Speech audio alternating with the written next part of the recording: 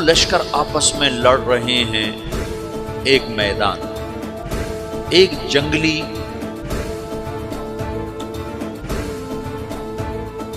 بدوؤں کا قافلہ، جنگل کے لوگ اپنے قبیلے کو لے کر، ایک جنگلی قبیلہ اپنے سردار کے ساتھ نقل مکانی کر رہا ہے ایک جگہ سے دوسری جگہ۔ اللہ کا نظام کہ یہ لوگ چلتے چلتے چلتے اس وادی میں پہنچ گئے جہاں جنگ ہو رہی ہے، دو لشکر آپس میں لڑ رہے ہیں۔ جب یہ وہاں پہنچتے ہیں تو ایک لشکر کے قدم اکھڑ رہے ہیں اور دوسرا غالب آ رہا ہے۔ ان کو نہیں پتا شکست کھانے والے کون ہیں اور فتح پانے والے کون ہیں، ان کو نہیں پتا۔ اس جنگلی قبیلے کے سردار کا نام بھی تغرل ہے، تغرل۔ تو یہ سردار کہتا ہے جو شکست کھا رہے ہیں ان کی مدد کرو، کچھ پتہ نہیں کون ہے، کہتا جو شکست کھا رہے ہیں ان کی مدد کرو۔ تو 400 وحشی جنگلیوں نے فاتح لشکر کے پیچھے حملہ کر دیا۔ تو ایک کافی ہوتا تو 400 دوڑ دوڑ جب تلواریں پڑیں تو چند لمحوں میں نقشہ بدل گیا، بھاگنے والے جم گئے اور جمنے والے بھاگ پڑے۔ جب جنگ ختم ہوئی تو شکست خوردہ لشکر کے بادشاہ نے ان کو بلایا، اسے پوچھتا ہے مجھے جانتے ہو میں کون ہوں؟ کہا نہیں۔ کہا تو تم نے میری مدد کیوں کی؟ کہا انسانی ہمدردی کی وجہ سے، تمہیں شکست ہو رہی تھی اس لیے تمہاری مدد کی۔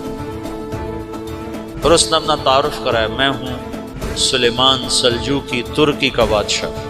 مسلمانوں کا لشکر تھا اور تاتاریوں سے شکست کھا رہا تھا، تاتاری فتح پا رہے تھے، مسلمان شکست کھا رہے تھے۔ تو وہ اللہ کی غیبی مدد بن کر آئے۔ تو وہ اس سے کہتا ہے میرے ساتھ رہنا پسند کرو، تم نے میرے اوپر احسان کیا ہے، میں اس کا بدلہ دینا چاہتا ہوں، میرے ساتھ رہنا پسند کرو؟ کہنے کا کر لوں گا۔ تو اس کو لے کر ترکی آیا اور استنبول اس وقت روم کی حکومت میں تھا، اسے فتح کیا اس تغرل کے آگے چوتھے پانچویں پڑپوتے محمد فاتح نے۔ تو یہ استنبول ہے، یہ ترکی ہے، بیچ میں ایک چھوٹا سمندر ہے، یہاں ایک جاگیر ہے۔ تو سلطان سلیمان کہتا ہے یہ جاگیر تجھے وقف ہے، ادھر سے رومی مجھے تنگ کرتے ہیں حملے کر کر کے، تو میرا دفاع کرتے رہنا، یہ جاگیر تیری۔ تو اس جاگیر پہ اس نے اپنے قافلے کو آباد کر دیا، اپنے قبیلے کو، اور ایک چھوٹی سی حکومت بنا لی، جو ایک صوبہ سمجھو سلیمان سلجوقی کا، وہ ایک چھوٹا سا صوبہ ہے۔ وہاں جب یہ رہ پڑا تو پھر یہ ایک شیخ کے بیت ہوتا ہے، وہاں شیخ طریقہ میں ان کے یہ بیت ہونے جاتے ہیں، وہ اس کو رات اپنے پاس ٹھہراتے ہیں۔ تو ایک کمرے میں ان کو ان کا خادم ٹھہراتا ہے۔ یہ جب کمرے میں جاتا ہے تو سامنے دیوار میں طاقچے پر قرآن پڑا ہوا ہے۔ تو یہ تغرل بیگ کہتا ہے یہ کیا ہے، یہ کیا ہے؟ تو وہ خادم کہتا ہے یہ کتاب اللہ ہے، قرآن ہے۔ وہ اس کو وہاں چھوڑ کے باہر چلا جاتا ہے۔ وہ دیہاتی آدمی، جنگل کا رہنے والا، پہلی دفعہ زندگی میں قرآن دیکھا، وہ کہتا ہے یہ قرآن ہے، اللہ کی کتاب ہے، میں اللہ کی کتاب کے سامنے سو جاؤں، کتنی بے ادبی ہے۔ تو اس نے ایسے قرآن اٹھایا اور سر پہ رکھ لیا اور کھڑا ہو، ساری رات قرآن سر پہ رکھ کے کھڑا رہا۔ رات کے پچھلے پہر اس کو خواب آیا، کھڑے کھڑے اس نے دیکھا کہ اس کی پشت سے ایک چاند نکلا اور شیخ کی بیٹی کے سینے میں جا کے اتر گیا۔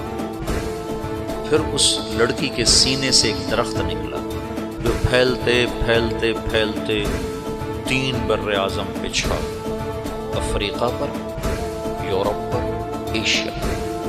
پھر اس کی آنکھ کھل گئی، وہ کھڑا ہوا ہے۔ تو اس نے صبح یہ خواب اپنے شیخ کو سنایا، تو انہوں نے اپنی بیٹی اس کے نکاح میں دی تھی۔